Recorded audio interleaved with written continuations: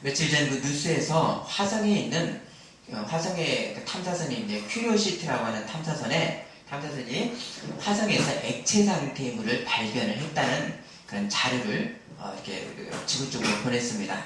나사가 발표를 했습니다. 어떻게 이 극악한 그런 화성의 그 환경에 액체 상태의 물이 있을 수가 있는가? 그것은 그 이유는 염분이 있어서입니다. 소금기가 있으면 물이 어느 점이 높아집니다. 그래서 어느 빈점의 온도가 높아져서 액체의 물이 존재를 한다 그럽니다. 그럼 물이 있다면 무엇이 또 필연적으로 따라갑니까? 바로 생명입니다.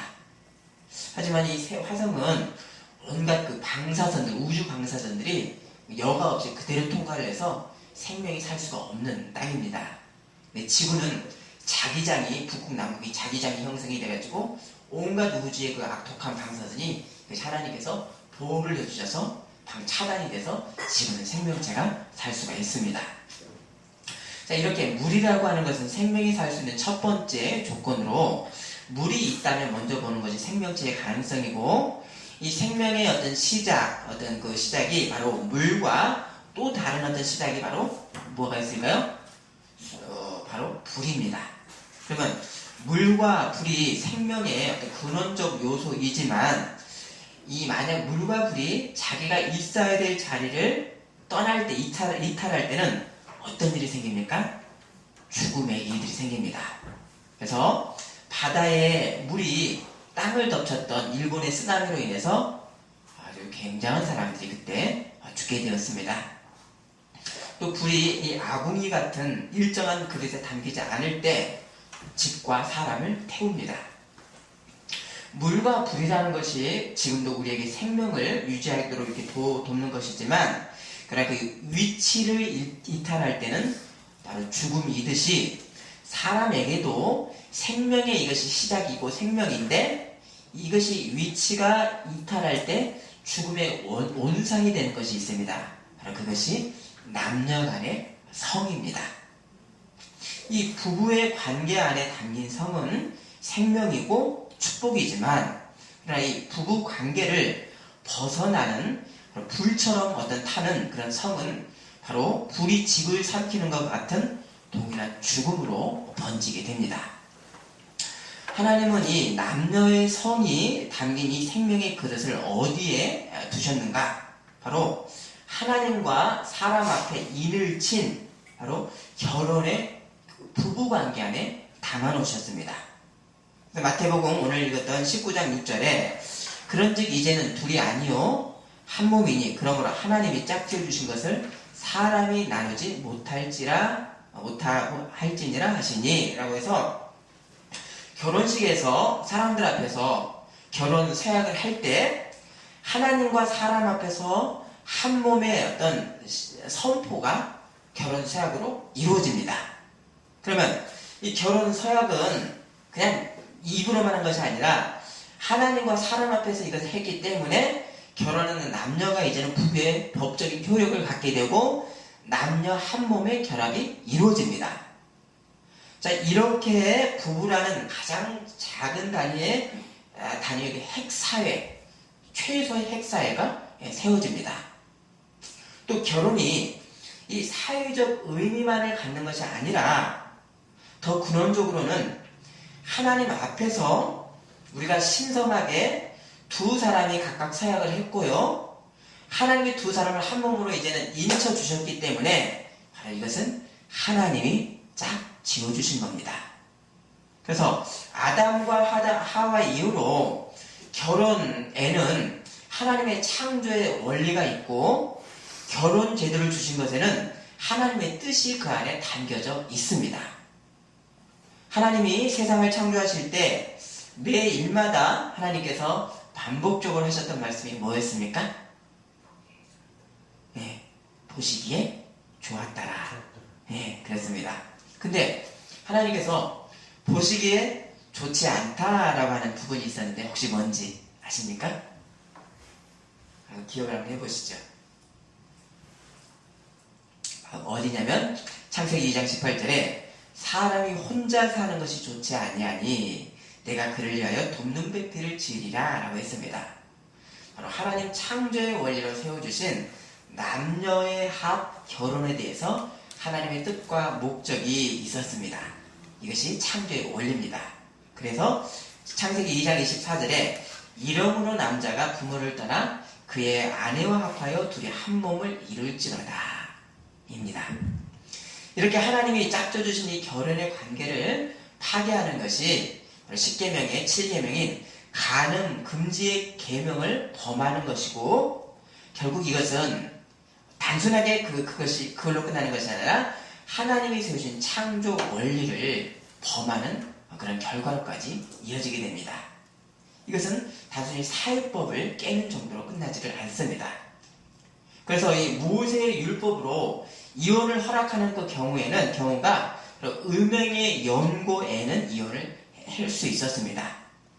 하지만 이것은 사람의 죄성으로 인해서 생겨난 법이지 원래 하나님이 세우신 창조의 원리의 법이 아니다라고 예수님은 바로 오늘 마태복음 19장에서 말씀을 하셨습니다. 그래서 첫사람 아담과 하와를 한 몸으로 묶어주신 이 결혼의 관계, 바로 하나님 창조의 목적 하에서 간음을 금하는 명령을 주신 겁니다. 그래서 이 부부간의 순결한 이 결혼 관계를 하나님과 백성의 이 관계로, 하나님과 백성의 동일한 관계로 보시는 하나님의 뜻도 함께 묶여져 있는 것입니다. 아멘. 그래서 작은 단위에서 하나님의 영광이 있고 큰 단위에 하나님의 영광이 있고, 어떤 것도 하나님의 영광과 하나님의 영광을 돌릴 수 있는 그런 어떤 작다라 그래서 하나님의 영광을 돌릴 수 없지를 않습니다. 부활을 믿지 않는 이 사두개인들이 예수님을 시험하는 질문을 했었습니다. 한 형제가 7형제가 있었습니다. 네, 큰 형이 장가를 갖다 죽어서 그 동생이 형을 대신해서 형수를 취했습니다. 이것이 이스라엘의 그런 법입니다.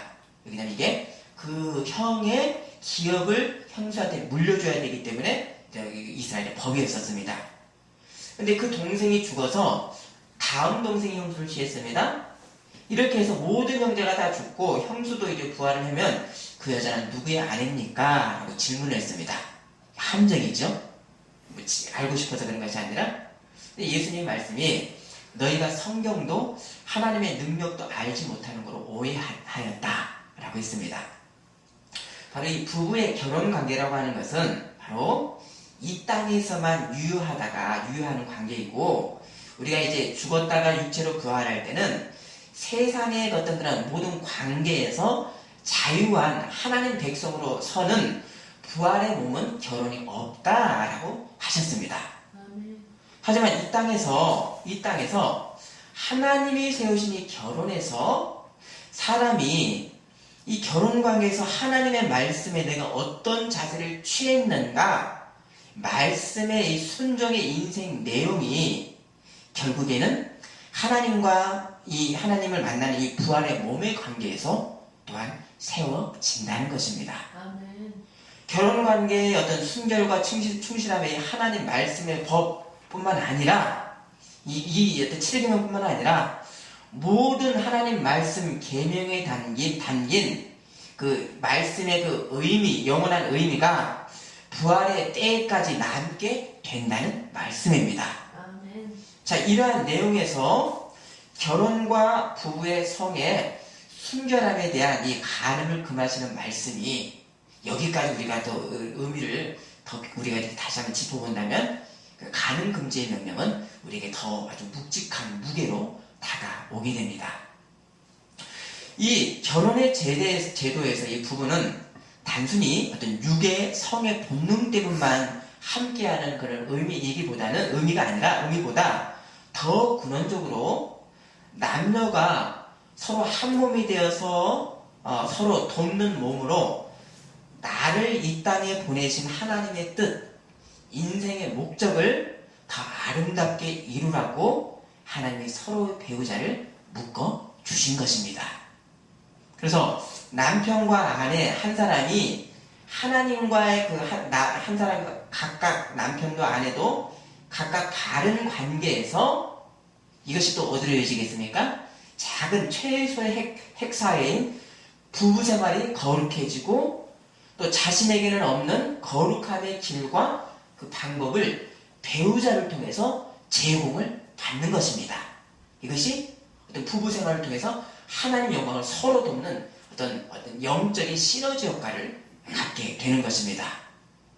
그래서 하나 되게 하는 하나님의 말씀에서 아름다운 도덕적, 인격적 동기들을 부부간에 서로 고무하는, 도와주는 관계가 여기에서 이루어진 것이지요. 그래서 이 하나 되게 하신 하나님 말씀, 사랑 안에서의 부부의 관계입니다. 자, 이런 하나 되게 하시는 이 사랑은 또한 이제 어디에서 우리가 볼 수가 있겠습니까? 바로 근원적으로 어디에서 하나 되게 하시는 사랑은 우리가 오늘 오전에도 나눴던 바로 아버지 하나님의 뜻을 행하신 아들 예수님과 아들의 하나됨입니다. 이 원리가 동일하지 않습니까?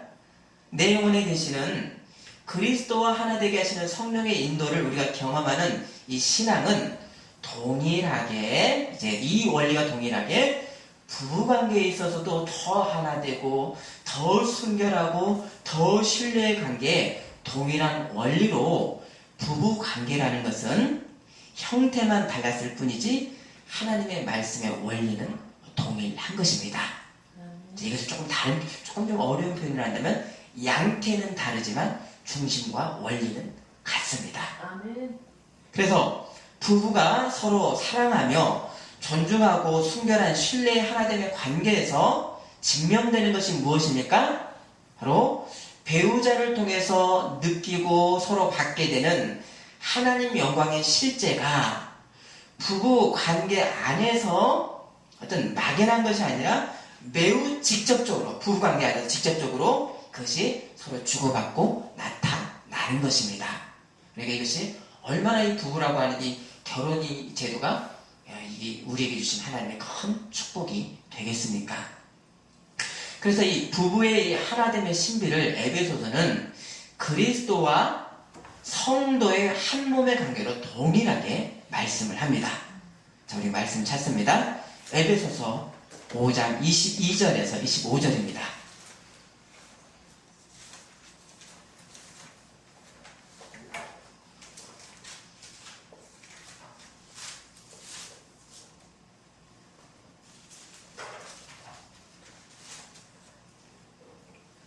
에베소서 5장 22에서 25절.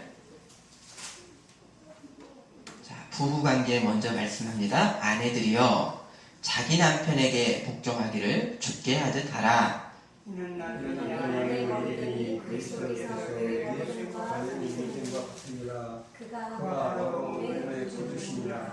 그러므로 교회가 그리스도에게 하듯 아내들도 범사에 자기 남편에게 복종할지니라. 남편들아 사랑하는 그리스도께서 교회를 사랑하시고 그 교회를 위하여 자신을 주신 것처럼. 자, 이 가는 금지의 명령이라는 것은 하나님 말씀의 최하한선입니다.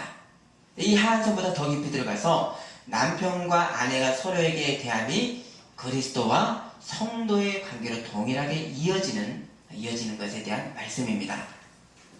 성경의 원리, 부부가 서로 사랑하고 서로에 대한 신뢰의 대표격인 바로 정조를 지키며 순결하게 살려가신 이 계명의 이유는 결혼생활은 또 다른 모형으로서 그리스도와 교회, 성도의 관계에 동일한 내용들이 바로 신앙생활, 그리고 또 다른 비치는 부분이 부부관계에서 신앙생활, 부부관계 서로 양쪽을 거울로 비춰주는 표식으로 서로 드러나기 때문입니다. 결혼은 바로 신앙의 한 일면이요 상징입니다. 그래서 이 최소의 핵 사회인 이 부부의 관계에서 이 부부관계 안에서 다시 이 작은 이 공간 안에서 또 다시 1계명의 근원의 말씀부터가 다시 선포가 됩니다. 1계명, 너는 나 외에는 다른 신들을 내게 있게 말지니라. 하나님과 재물을 겸하여 섬길 수 없느니라.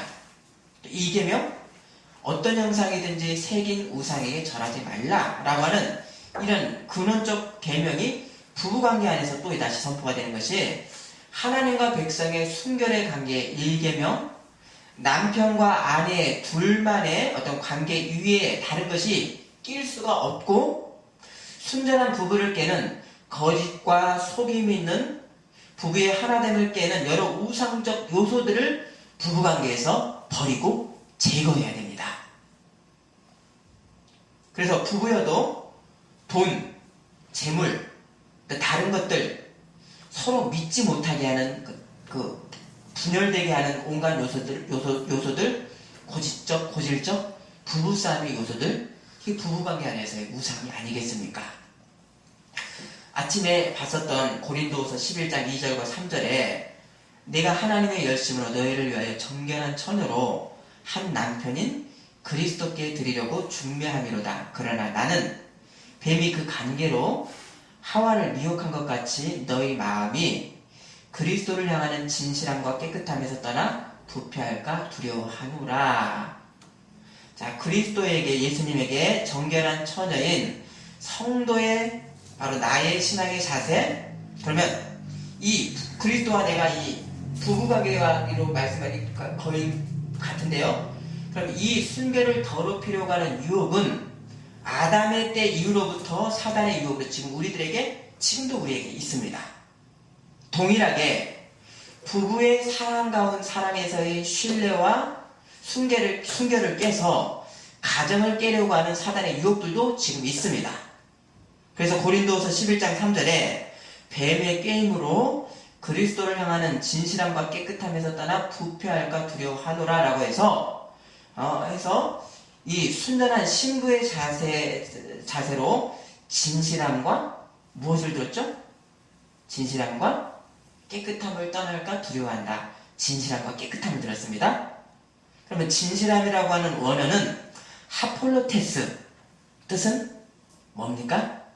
단순성입니다. 심플, 단순성입니다. 그래서 무엇에 대한 단순함입니까? 주님 한 분에 대한 단순함입니다. 또 깨끗함은 하고노테스, 순결, 정절입니다.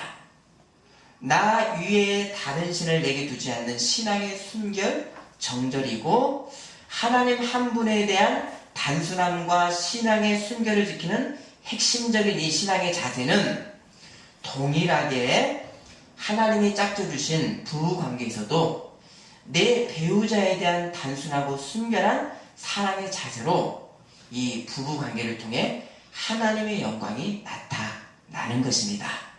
같지요? 똑같은 것을 말씀합니다. 요즘에 이 대중문화가 성에 대해서 매우 관대합니다. 관대하다 못해 조장하고 있습니다.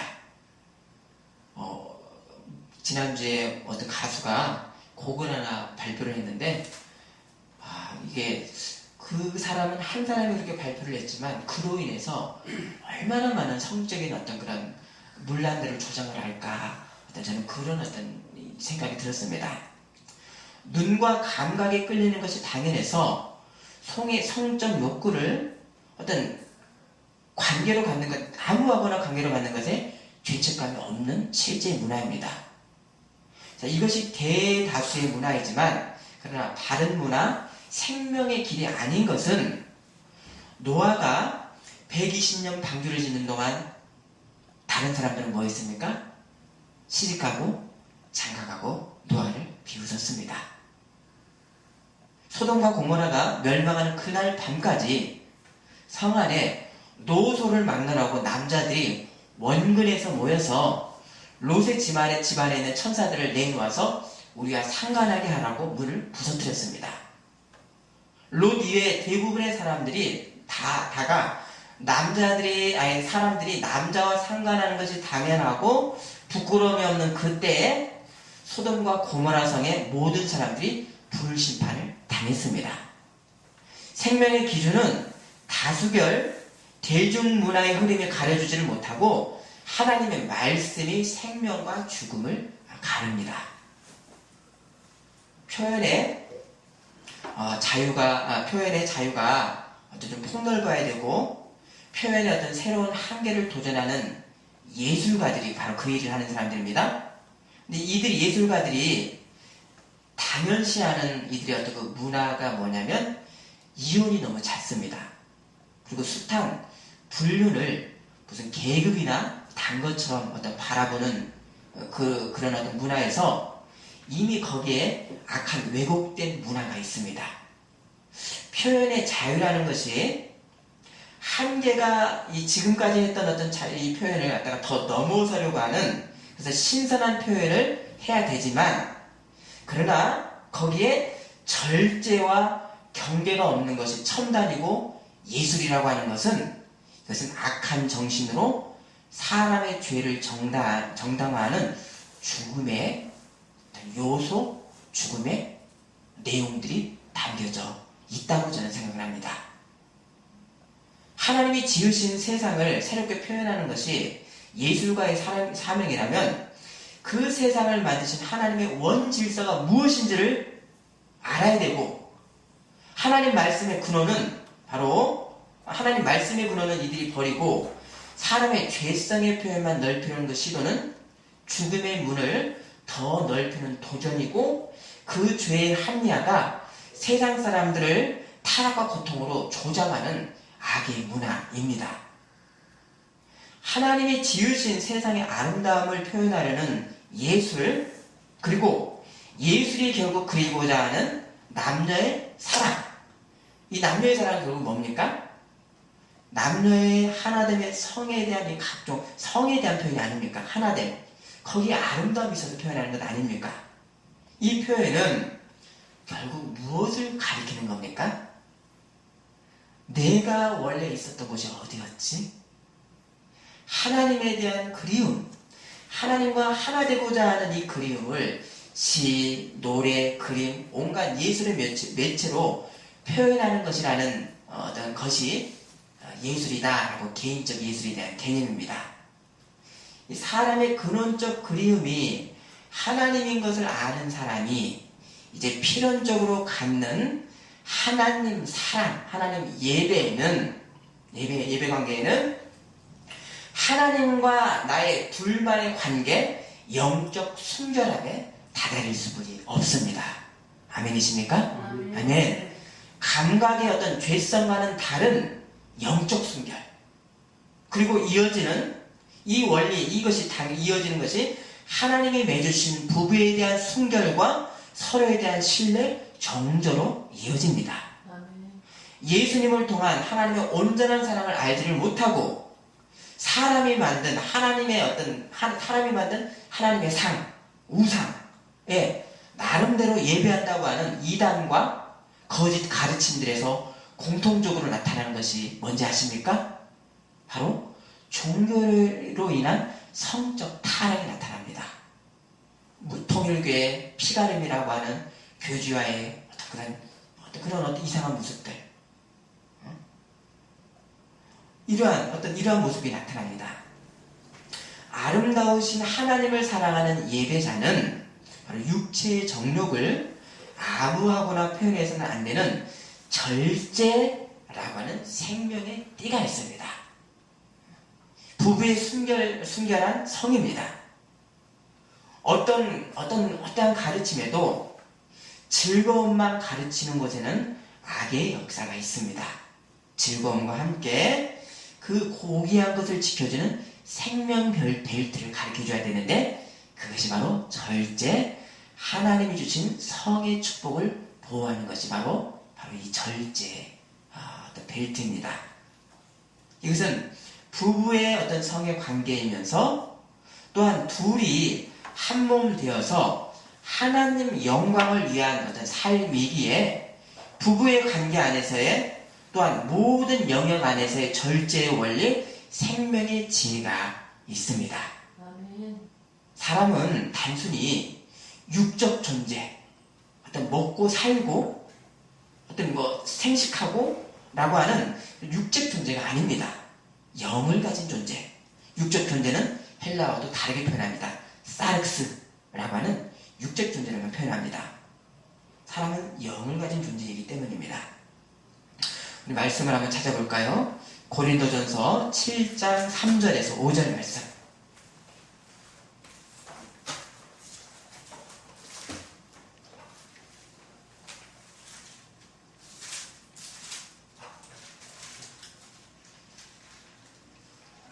고린도전서 7장 3절에서 5절. 남편은 그 아내에 대한 의무를 다하고 아내도 그 남편에게 그렇게 할지라.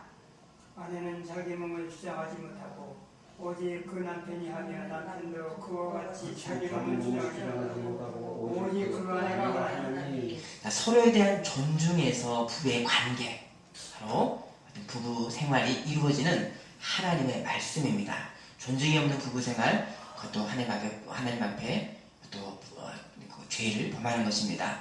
5절, 서로 분방하지 말라. 다만 기도할 틈을 얻기 위하여 합의상 얼마 동안을 하되 다시 합하라. 이는 너희가 절제 못함으로 말미암아 사탄이 너희를 시험하지 못하게 하려 함이라. 이 하나님이 주신 이 부부의 성도, 하나님의 말씀의 질서가 있는 한 몸으로 영광을 돌리는 축복이고, 결국 하나님 영광을 위한 생명의 뜻이 있습니다. 타락한 사회에서 우리가 지금 살고 있을지라도, 그러나 내가 사는 최소의 영역, 그러나 핵심의 영역이 거룩해지면 너희를 통하여 세상이 거룩해지고, 너의 어떤 하나님 나라의 그 이행으로 인해서 세상이 하나님 나라 되는 바로 그 원리가 하나님 나라의 원리입니다.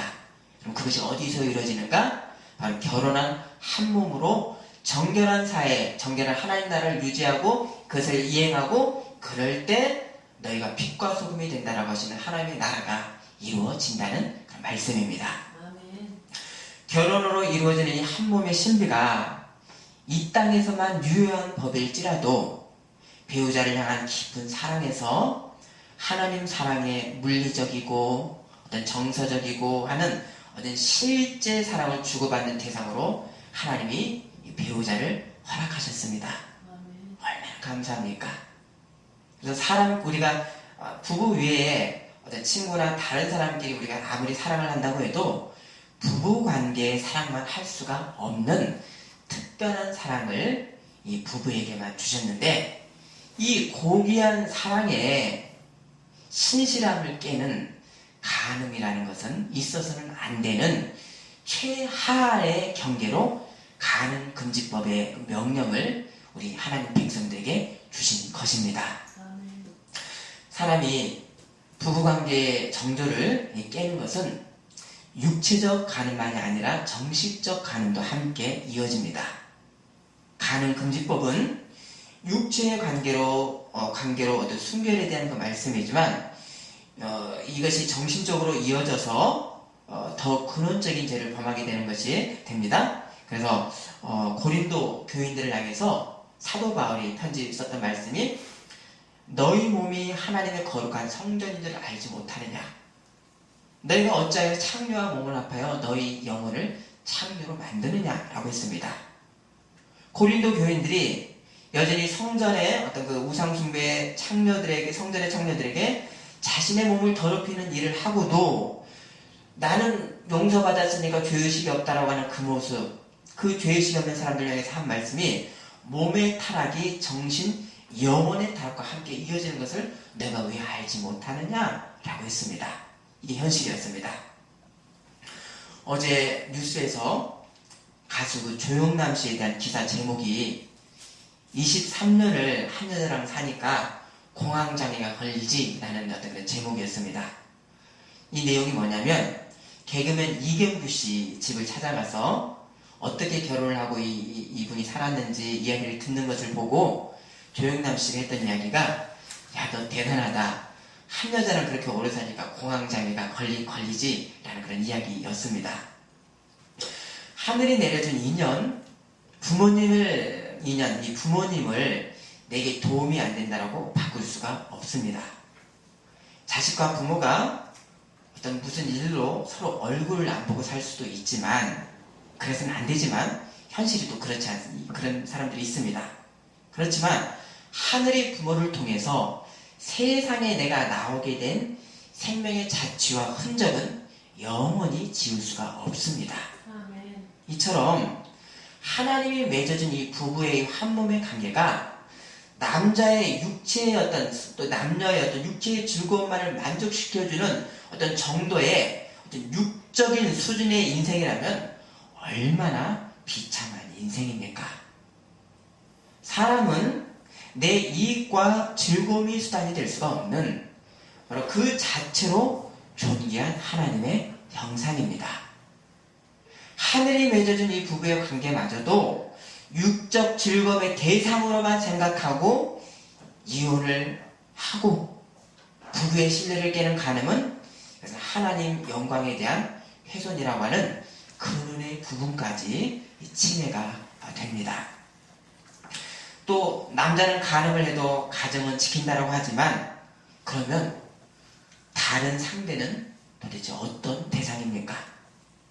사람이 내 이익과 즐거움을 위한 수단이 될 수가 없는 어떤 사람이 높은 지위와 재산이 많아도 자기보다 못한 사람을 쉽게 대하고 이용할 수 있다라고 하는 그 이 사상 자체에 이미 사단의 정신, 생명 경시의 정신에서 기인하기 때문입니다. 사회의 건강은 건강한 가정의 얼개들로 이것이 이루어집니다. 건강한 가정은 부부의 순결한 관계에서 그 관계는 또 결국 어디서 올라갑니까? 하나님이 맺어주신 나의 밖에 있는 또 다른 배우자를 존중하는 하나님의 말씀에서 아름다운 부부관계가 기인을 합니다. 이런 하나님의 말씀을 들을 줄 아는 사람이 이미 하나님과의 관계에서 순전해서 결국 가정이 건강해지고 사회와 국가의 건강으로까지 이어지는 필연의 결과를 계속해서 이것이 확장되는 것입니다. 아멘. 가장 작은 사회의 이 부부의 관계에서의 모든 사람에게 주신 하나님의 말씀이 7계명 간음하지 말라입니다. 이것은 단순히 우리가 막 참고 억제하는 어떤 수준만의 말씀이 아닙니다. 우리가 한 사람 한 배우자에게서 기쁨과 즐거움을 찾는 하나에서 온전함을 찾을 때 그 사람이 굉장한 복을 누릴 줄 아는 사람이기 때문입니다. 아멘. 아멘이십니까? 아멘. 아멘. 이미 배우자 한 사람에게 온전하게 부어주신 하나님의 충만한 복이 있기 때문입니다. 아멘. 이 원리는 동일하죠. 내가 지금 누리고 있는 이 아무리 초라한 것일지라도 여기에 영원히 있고 여기에 충만한 복이 있기 때문에 우리는 감사할 수 있는 사람입니다. 아멘. 아멘. 기도하겠습니다.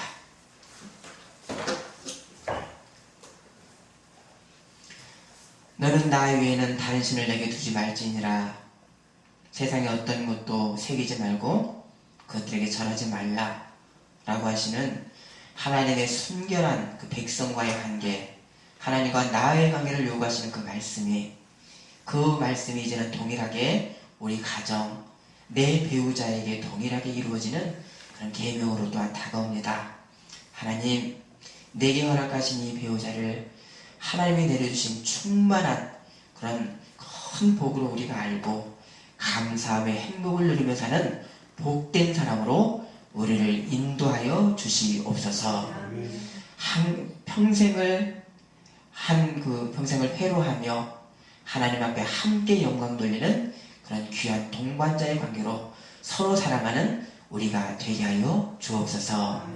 예수님의 이름으로 기도합니다. 아멘.